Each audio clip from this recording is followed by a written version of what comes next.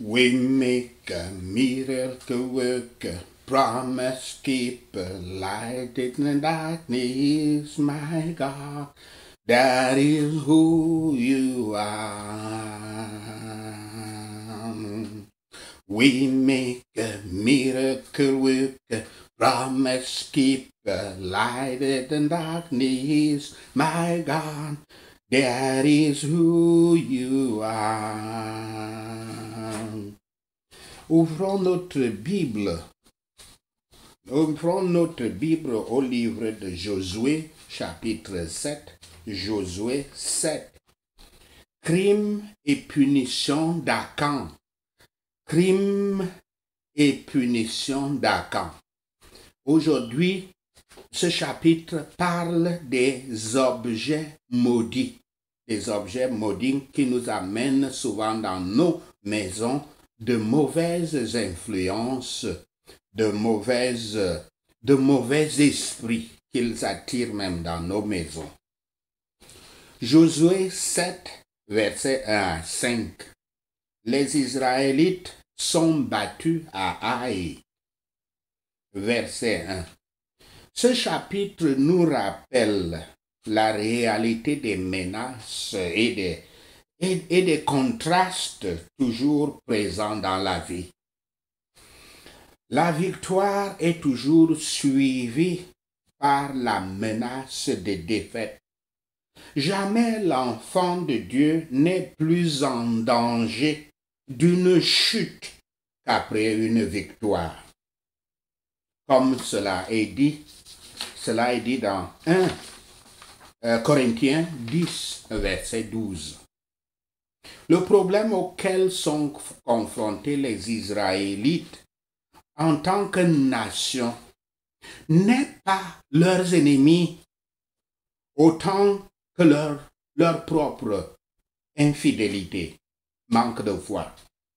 Yahweh tient tout le camp d'Israël responsable de l'acte d'un seul homme. Verset 2. La distance entre une grande victoire et une terrible défaite est une étape, et souvent une courte étape. Haï est le prochain objectif sur le chemin de la conquête en raison de son emplacement stratégique. Verset 5. Il y a une ironie dans la défaite des Israélites à Haï. Ce nom lui-même signifie ruiner, de sorte qu'il est en contraste avec la puissante ville de Jéricho. Jéricho tombe facilement parce que Yahweh lutte pour l'Israël obéissant. Alors que Haï la ruine, Haï la dépouille, les défait à cause du péché d'Akan.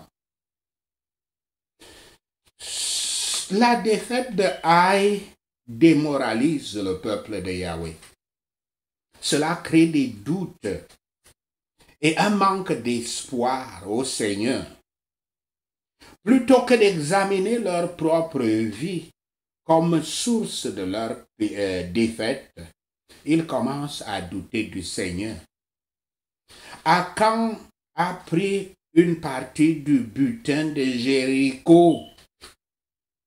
L'amour du monde est cette racine de l'amertume, laquelle de toutes les autres est très difficilement détruite. Nous devrions prendre conscience, nous devrions prendre connaissance du péché nous-mêmes. Je cite, « Afin que personne ne se prive de la grâce de Dieu, qu'aucune racine d'amertume poussant des rejetons ne produise du trouble et que plusieurs n'en soient infectés. » Fin de citation, comme cela est dit dans Hébreux 12, verset 15. Et faisons attention de ne pas avoir une communion avec les pécheurs afin que nous ne partagions pas leur culpabilité. Il nous faut surveiller les uns les autres pour prévenir le péché, parce que les péchés des autres peuvent résulter à nos dégâts. Dans ce cas, 36 personnes sont mortes à la bataille d'Aï, 36 Israélites. La conquête facile de Jéricho excitait le mépris de l'ennemi et une disposition pour s'attendre à ce que Yahweh fasse tout pour eux sans qu'ils utilisent les moyens appropriés. Ainsi, les hommes abusent des doctrines de la grâce divine et des promesses de Dieu dans des excuses pour leur propre paresse et leur indulgence personnelle. Nous devons élaborer notre propre salut, bien que ce soit Dieu qui agit en nous.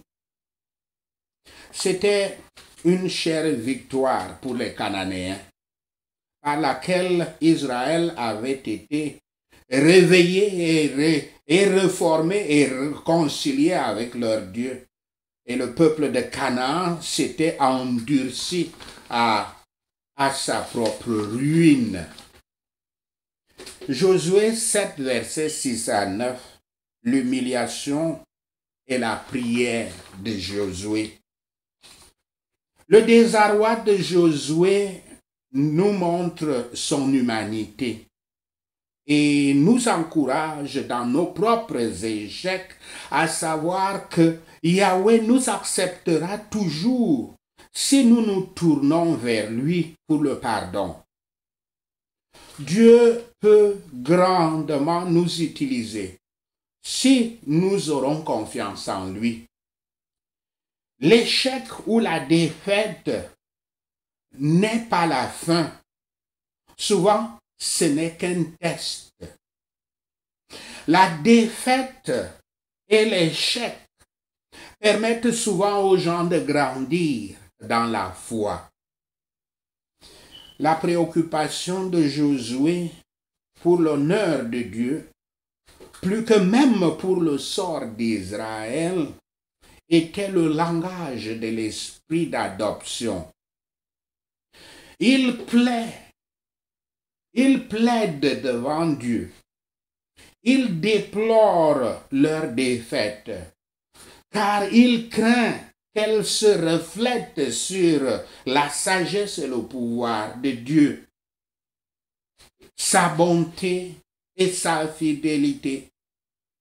Nous ne pouvons à aucun moment exprimer un meilleur plaidoyer que celui-ci. Seigneur, que feras-tu de ton grand nom? Que feras-tu de ton grand nom?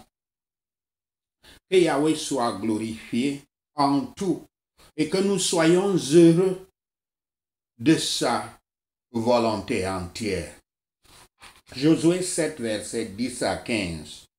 Dieu instruit Josué quoi faire. Verset 11.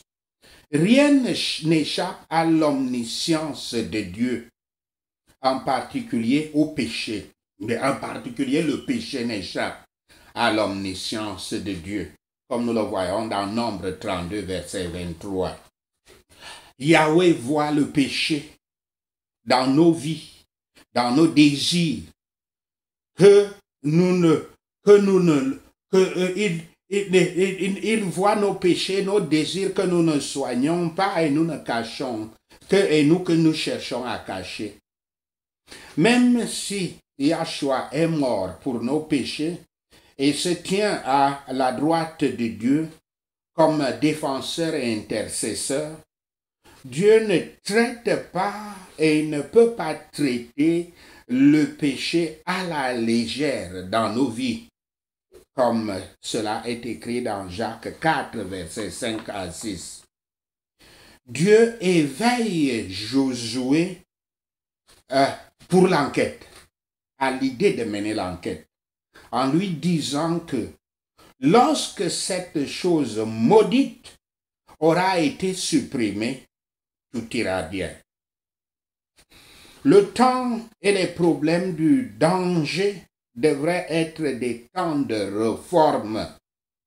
Nous devrions regarder sur nous-mêmes, dans nos propres cœurs, dans nos propres maisons, et faire une recherche diligente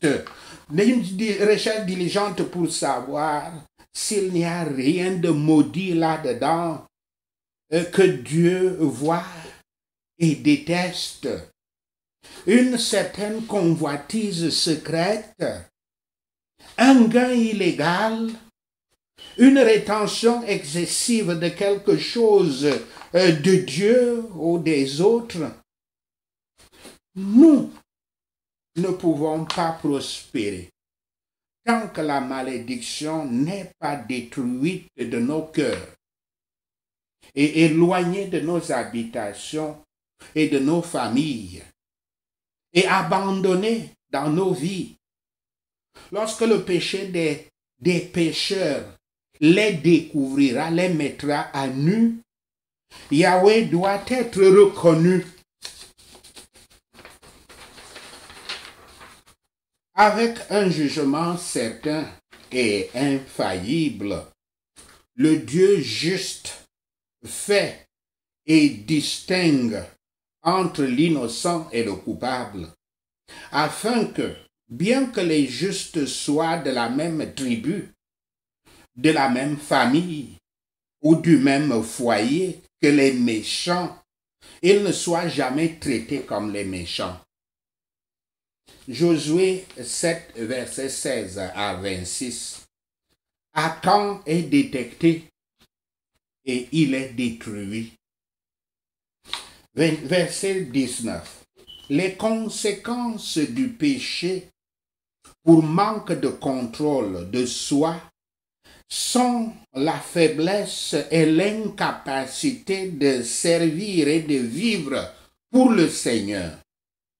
Nous avons chacun la capacité de vivre victorieusement pour Yahweh, mais la capacité de le faire dépend toujours de la communion avec le Seigneur dans le pouvoir du Saint-Esprit. Nous devons marcher dans la lumière, comme dit l'Écriture, dans 1 Jean 1, verset 59. Verset 26. Yahweh appelle à la restauration de la communion et de la foi dans le pouvoir de Dieu.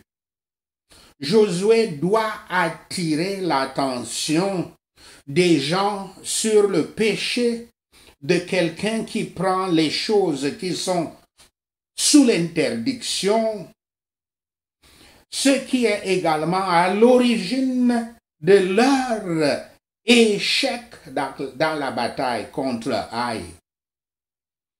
Comme Yahweh l'a souligné à Josué, il doit attirer l'attention du peuple tant sur la cause que sur les conséquences du péché.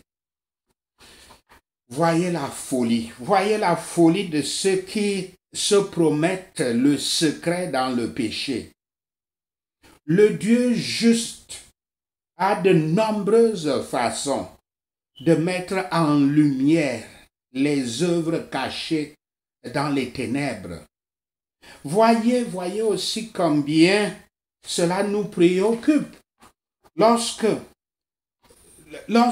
Dieu se dispute avec nous pour découvrir la cause qui nous trouble. Nous devons prier avec Job le Saint. Nous devons prier, Seigneur, montre-moi pourquoi tu contestes avec moi. Le péché d'Achan a commencé par l'œil. Il a vu ces belles choses, comme Ève avait vu le fruit défendu. Voyez ce qui vient de tourmenter le cœur, de devoir marcher selon ce qu'on voit et ce qu'il faut faire.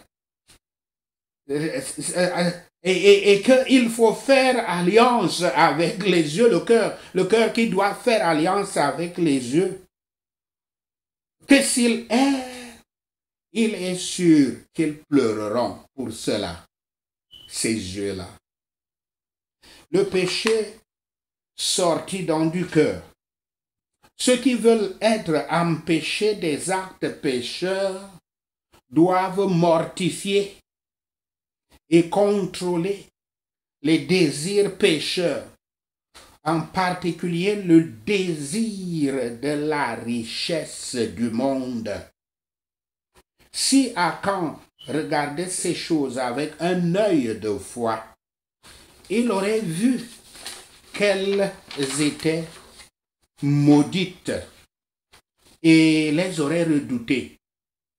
Mais les regardant avec un regard des sens humains seulement, il les voyait aussi bien, aussi belles, et il les convoitait. Quand il a commis le péché, lui, Akan, il a essayé de le cacher. Dès qu'il a eu ce butin, ce butin est devenu son fardeau. Et il n'a pas osé utiliser son trésor ainsi mal acquis. De façon différente, les objets de la tentation apparaissent à distance à ce qu'ils font lorsqu'ils ont été obtenus. Vous voyez ce qu'ils vont vous donner. Voyez la tromperie donc du péché. Ce qui est agréable dans la commission la commission du péché, est amer dans sa réflexion. Voyez comment ceux qui volent Yahweh seront trompés. Le péché est très gênant, non seulement pour un pécheur lui-même, mais aussi pour tout son entourage. Le Dieu juste récompensera certainement avec la tribulation ceux qui dérangent son peuple. Akan ne périt pas seul dans son péché. Ceux qui amassent plus que les leurs, ceux qui amassent plus font que les leurs perdent. Ses fils et ses filles furent mis à mort avec lui. Il est probable qu'ils avaient aidé à cacher ces choses. Ils devaient dans tous les cas connaître ces choses dans la même tente. Ils étaient dans une même tente. Et puis il avait creusé le sol pour mettre toutes ces richesses qu'il a pris dans Jéricho. Quelles conséquences finales suivent, même dans ce monde, le pécheur lui-même et tout ce qui lui appartient? Un pécheur détruit beaucoup de biens. Quelle sera alors la colère à venir? Fuyons en Christ Yahshua, fuyons vers le Christ Yahshua, comme l'ami du pécheur. Il y a des circonstances dans la confession d'Akan marquant le progrès du péché, de sa première entrée dans le cœur à son accomplissement, qui peut servir d'histoire de presque toutes les offenses contre la loi de Dieu et le sacrifice de Yahshua Christ. Sachez ceci et le Seigneur Yahweh vous bénira. Amen. Alléluia. Annonce le 1er juillet, nous allons commencer notre programme annuel de jeûne et de prière. Le programme sera de 40 jours parce que le Seigneur l'a réduit de 150 jours à 40 jours. Les 150 jours que nous avons fait les 2 dernières années.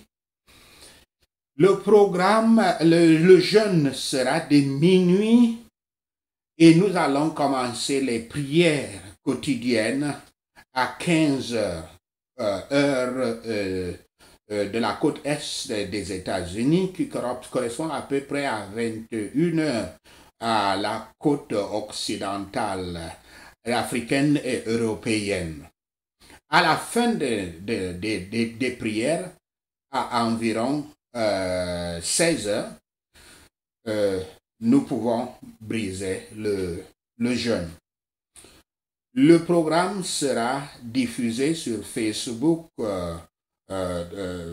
par le nouvel outil de direct et interactif sur Facebook. Vous êtes invités vivement à amener vos problèmes devant notre Seigneur Yahweh. Et notre Seigneur qui est fidèle, notre Seigneur qui ne laisse jamais que sa parole retourne vers lui et vide, répondra à vos prières dans les 40 jours.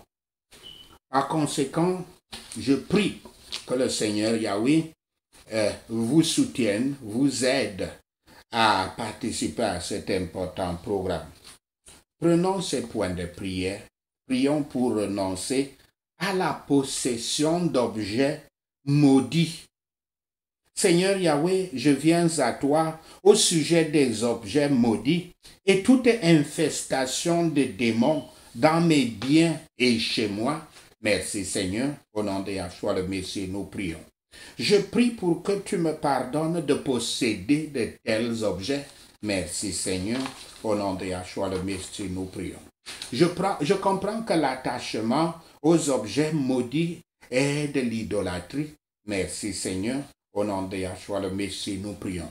Je pardonne à mes ancêtres, à mes descendants et aux autres qui ont eu une influence spirituelle sur moi. Merci Seigneur, au nom de Yahshua le Messie, nous prions. Je te prie, Seigneur Yahweh, de les pardonner et de les bénir, surtout avec le salut. Merci Seigneur, au nom de Yahshua le Messie, nous prions.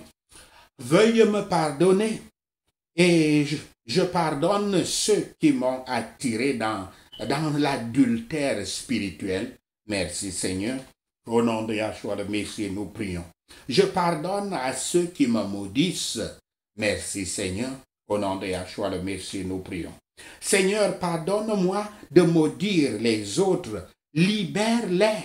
Merci Seigneur, au nom de Yahshua le Messie, nous prions. Je brise les malédictions et les liens d'âme démoniaques dans ma vie, y compris le spiritisme, les prières psychiques, catholiques et autres, la nécromancie et autres pratiques du mal. Merci Seigneur, au nom de Yahshua le Messie, nous prions. Je vais nettoyer ma maison et mon lieu de travail de tous objets ou symboles maudits. Merci Seigneur, au nom de Yahshua le Messie, nous prions. Je conduirai les esprits maléfiques hors de ma maison. Merci Seigneur, au nom de Yahshua le Messie, nous prions. Saint-Esprit, montre-moi des objets maudits ou les symboles ou les infestations de démons et des esprits qui doivent être chassés. Merci Seigneur, au nom de Yahshua le Messie, nous prions. Merci Seigneur de m'avoir délivré. Amen. Merci Seigneur, au nom de Yahshua le Messie, nous prions. Ceux qui reçoivent en plus de l'enregistrement, qui reçoivent le texte de ce sermon, ils sont invités à lire la dernière partie qui concerne la détection des objets maudits. Ce sont des suggestions basées par l'expérience de la délivrance. Merci Seigneur d'avoir entendu nos prières. Merci pour tes réponses à nos prières, Yahweh. Nous te louons, nous t'adorons, nous te glorifions. Au nom de Yahshua de Messie, nous prions. Amen. Alléluia.